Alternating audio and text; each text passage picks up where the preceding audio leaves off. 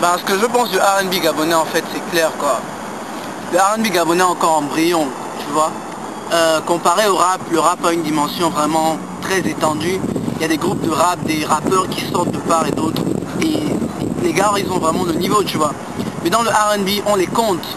Il y a La Fuente qui ont vraiment mis le niveau haut. Il y a Kevin Castle. J'ai parlé tout à l'heure de ST aussi, que j'apprécie beaucoup. Mais c'est pas encore ça, quoi, tu vois. Il n'y a pas une plateforme R&B établie, très étendue. Et les gars, c'est comme s'ils sont un peu encore hésitants, quoi, tu vois.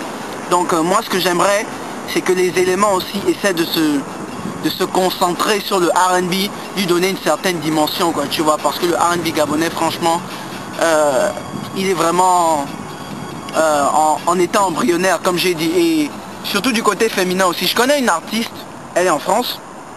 Elle s'appelle Ecomi, elle est très bonne, tu vois.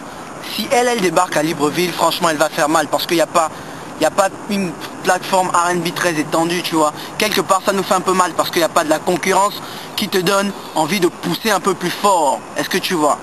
Donc, c'est un peu ça, quoi. C'est ce que je pense du R&B gabonais. Le niveau est bon, très bon même, mais il n'y a pas assez d'artistes R&B gabonais, quoi. On est encore très rabaissé, quoi, tu vois. Et puis bon, comparé un peu à des Singila en France, tu vois, il y a des problèmes, tu vois, parce que les éléments n'arrivent pas à faire des sons qui sont vraiment en quelque sorte sentimentaux, parce que le R&B aussi il est vraiment sentimental. Il faut faire des sons sentimentaux, genre que quand les frangins ou les frangines écoutent, ça fait vraiment penser, quoi, tu vois, genre ça emmène carrément, quoi, tu vois. Donc c'est vraiment ce que je pense du R&B gabonais. Il faut emmener cette vibe. Et voilà, quoi, le R&B gabonais, il peut être connu comme P-Square est connu en Afrique.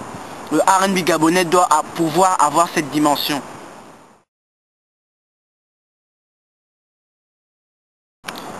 Qui est mon producteur? Ben, moi j'ai pas de producteur, je suis mon propre producteur. Je suis en quelque sorte polyvalent. Je fais les beats, mes propres beats de moi-même. Bon, enfin sur mon album qui est à venir pour une date non déterminée, j'ai fait disons 90% des beats. Je travaille en ce moment avec d'autres producteurs, un gars qui s'appelle Audio, c'est un producteur gabonais qui vit à Houston. Il est très bon, il m'a produit le beat de Hale et il m'a produit un autre track qui sera aussi sur l'album. J'ai pas encore travaillé dessus, mais voilà, quoi, je fais mes beats de moi-même, je les enregistre de moi-même, je masterise les sons de moi-même. Donc en fait la production, ma propre production, c'est moi-même en fait, tu vois. Et en quelque sorte, je cherche aussi quelqu'un qui pourrait m'aider, est-ce que tu vois. Genre sur la plateforme gabonaise, quelqu'un qui puisse m'aider à faire ma promotion, quelqu'un qui puisse m'aider par exemple à faire des vidéos, quelque chose comme ça.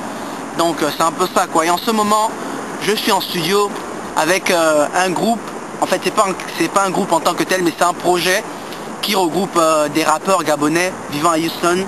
Tu as Nick le Stunner, qui a un style un peu à la Soulja Boy. Tu as Yacine, ça c'est la nouvelle coqueluche qui va vraiment faire mal sur LBV. Et il y a aussi Audio. Tu as Emedi, qui a une voix un peu genre dure là, comme, comment on l'appelle encore le gars là? Le gars qui chante Hood Figure là. En tout cas c'est un peu ça, quoi, c'est les HD, High Definition.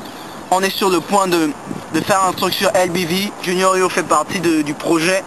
Donc c'est un peu ça, quoi. Donc en quelque sorte, j'ai pas de producteur, je suis mon propre producteur et je cherche de l'aide aussi en quelque sorte. Donc je suis ouvert à travailler avec n'importe qui, je suis ouvert à faire des feats avec n'importe qui, que ce soit gabonais ou je sais pas trop qui, je travaille. Parce que je fais aussi des sons en français, je fais des sons en anglais, je fais des sons un peu, pas en espagnol, je maîtrise pas l'espagnol, mais bon, je fais des sons en ces deux langues là, quoi. Bon, en langue vernaculaire, on va y penser, mais c'est pas encore ça.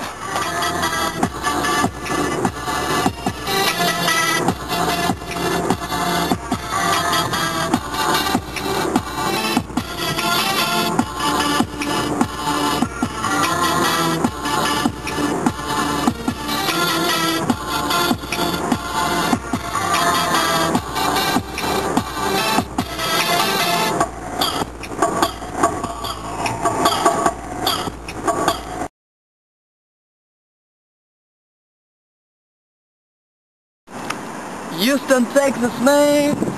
On est à H-Town, man.